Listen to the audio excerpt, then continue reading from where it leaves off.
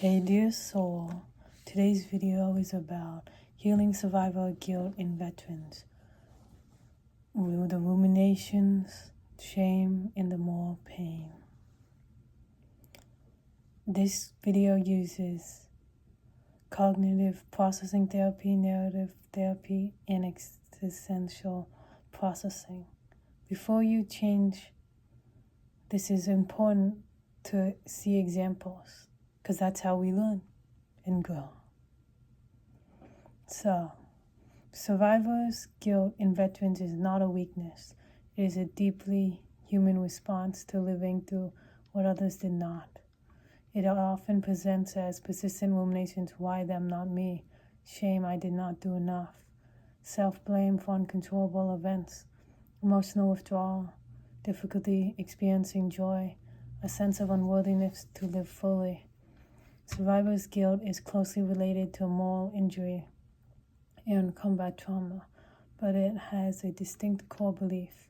Healing requires cognitive restructuring, meaning making, and integration of moral and existential pain. So cognitive processing therapy. This targets distorted beliefs, stuck points, shame-based thinking. CPT directly addresses the cognitive distortions driving survival guilt. Identifying stuck points.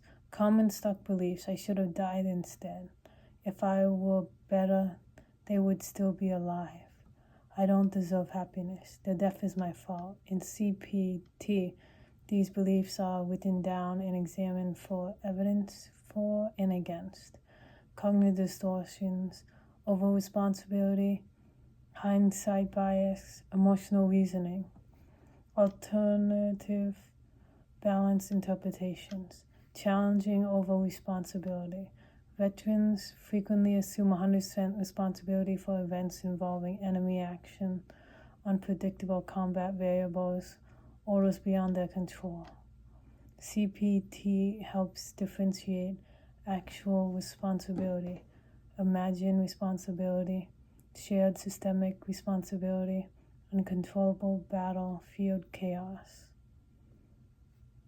This reduces pathological guilt while preserving healthy moral accountability. Processing the event, veterans write impact statements. How the trauma changed beliefs about self, others, and the world. How it changed views on safety, trust, control, and worth. Repeated processing reduces rumination and emotional intensity. Narrative therapy. Target: identity reconstruction and shame. Survivor guilt often fuses identity with a single event. Narrative therapy helps veterans separate themselves from the trauma story, reauthors their identity beyond the one who survived. Externalizing the guilt instead of shifting to this creates psychological distance. Reconstructing the story. Veterans retell what happened, what they did, what was outside their control, what values they upheld. The therapist highlights courage, loyalty, leadership, attempts to protect others. This shifts identity from failure to human in war conditions. Continuing bonds. Rather than move on, veterans are encouraged to honor fallen comrades, live in a way that reflects shared values, carry forward meaning. This transforms guilt into responsibility-driven purpose. Existential processing. Target: meaning, morality, moral pain. Survivor guilt is existential at its core.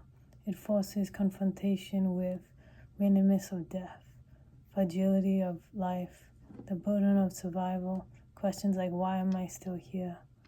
Existential therapy does not argue with these questions, it sits with them. Meaning making. Healing shifts from this reframes survival as responsibility, not crime. Values-based living.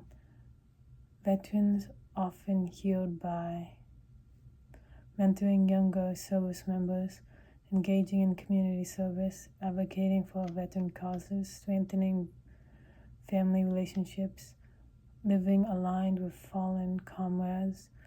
Values reduces shame, accepting moral pain without self-condemnation. Existential work allows space for grief without self-hatred, sadness without self-punishment, love without guilt. Integrated healing model. Rumination. CPT worksheets. Cognitive restructuring. These are the symptom intervention mechanism. So, symptom, shame. Intervention, narrative therapy. Mechanism, identity reauthoring. Symptom, over-responsibility, cognitive processing therapy, or CPT, I believe. Reality-based accountability, loss of meaning goes to the intervention of existential processing. Mechanism, purpose reconstruction. Symptom, emotional numbness. Intervention, narrative plus value work. Mechanism, reconnection to life. Now here's what healing looks like. Healing does not mean forgetting. It means thinking about the event without spiraling, feeling grief without self-hatred, experiencing joy without believing it is betrayal, living fully as an act of honor. The ultimate shift is